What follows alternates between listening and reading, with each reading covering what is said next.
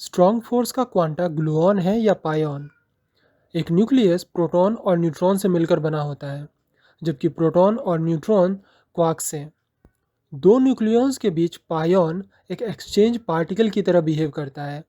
इसी पायॉन के एक्सचेंज की वजह से प्रोटॉन और न्यूट्रॉन एक दूसरे पर स्ट्रॉन्ग फोर्स को एक्सपीरियंस कर पाते हैं।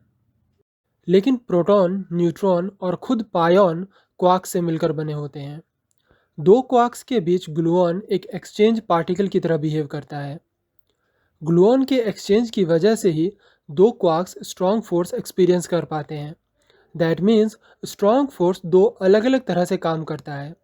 एक न्यूक्लियॉन्स के बीच जिसका एक्सचेंज पार्टिकल पायॉन है, और दूसरा क्वार्क्स के बीच जिसका एक्सचेंज पार्टिकल ग्लूऑन है।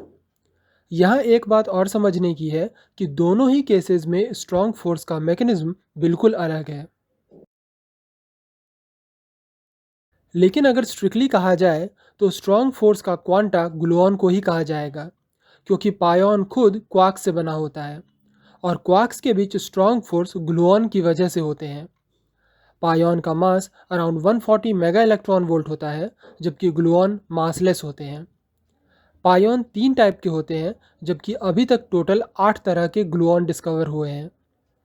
पायॉन चार्ज्ड और न्यूट्रल दोनों तरह के होते हैं, जबकि सभी ग्लूऑन न्यूट्रल पार्टिकल्स हैं। पायॉन का स्पिन 0 होता है, जबकि ग्लूऑन के स्पिन 1 है।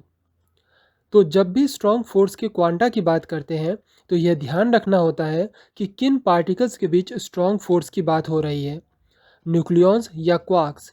अगर पार्टिकल्स न्यूक्लियॉन्स हैं तो स्ट्रॉन्ग फोर्स का क्वांटा पायॉन होगा, लेकिन अगर पार्टिकल्स क्वार्क्स हैं तो स्ट्रॉन्ग फोर्स का क्वांटा ग्लूऑन होगा।